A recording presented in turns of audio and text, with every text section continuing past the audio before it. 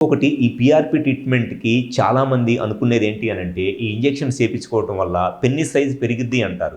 ఎట్టి పరిస్థితుల్లోనూ PRP treatment వల్ల పెన్నిస్ సైజ్ అంటే అంగం లెంత్ గానీ, లావు గానీ మట్టికి పెరగదు.